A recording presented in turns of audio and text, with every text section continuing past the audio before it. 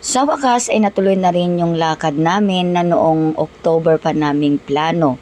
Ito yung kakain lang naman kami sa labas ng mga kasama kong teachers dito sa Rising. Dahil sunod-sunod yung mga seminar at hindi kami makumpli-kompleto, kaya ang ginawa namin ay biglaan na lang. O diba natuloy? Sabi ko Tuesday na ng hapon para sure na. Kaya ito, andito na kami ngayon sa Natal na. Ito pala yung sinasabi sa amin ni Doc, basta kainan, gala. Naku, kay Doc na lang natin tanungin kasi mas madami nang napuntahan. Ang ganda talaga ng place na to. Sa pangalan pa lang Natal na, tahimik talaga. So ang Natal na sa Tagalog is tahimik.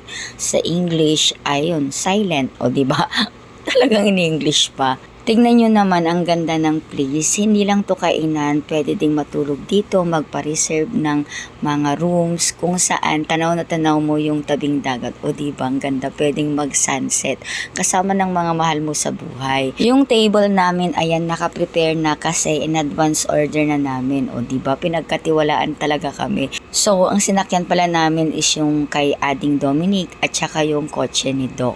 So, tingnan nyo yung paligid, talagang magsasawa ka sa pagpapapicture. Yun nga lang, nakalimutan kong magpapicture kahit isa.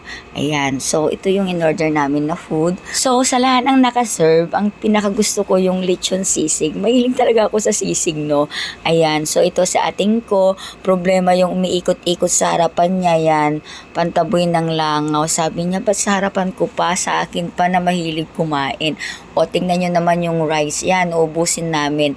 2 order ng rice yan. So, yun na nga, inalis na. Kung mga pambato kami ng kainan dito sa Rising ay si ating na yan, sunod lang ako.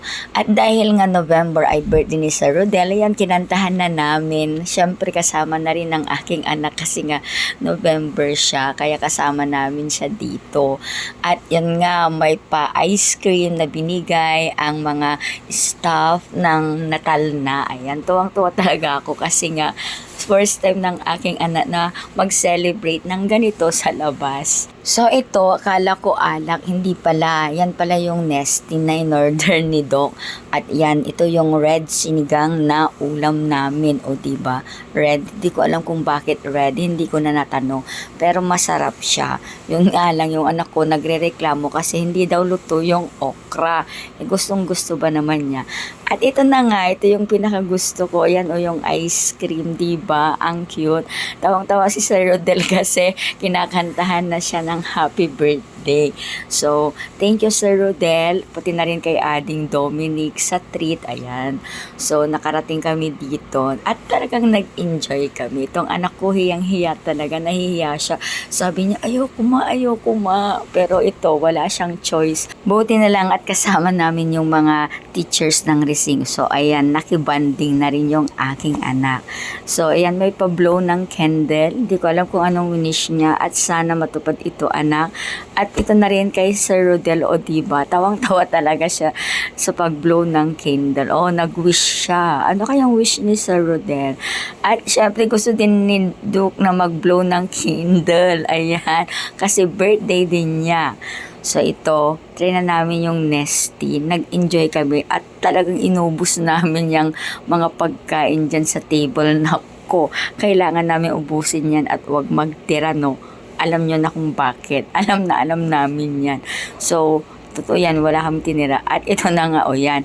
Kasi nga, kulang yung pambayad, sabi ko kay Sir Rodel. Sir Rodel, o naglabas agad. O diba, kung na yung andami-daming laman sa bulsa. So, dahil tapos na kaming kumain, ay kailangan na namin magbayad. Pero tingnan mo, parang ayoko talagang iabot yung bayad. Tawan-tawa na lang kami. For content lang yan, no? Char-charlot lang yan. So, all in all, masarap yung mga pagkain. Maganda yung place. Tapos, talagang nag-enjoy naman kami dito. At ito yung aking anak, ayaw magpa-picture, kaya lihim ko na lang na binidyo. Ang pinaka nagustuhan ko pa dito is yung mga salamin. Ang ganda-ganda. Parang sarap iuwi dito sa bahay, no?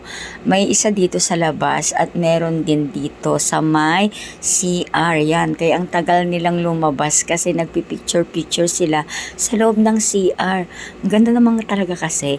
Syempre, hindi ko yan palalampasin. Kaya nung ako na yung may time na pumunta sa CR, nagpicture na rin ako. So ayan, till next gala na lang ulit kasama ang Rest Fam. Bye-bye!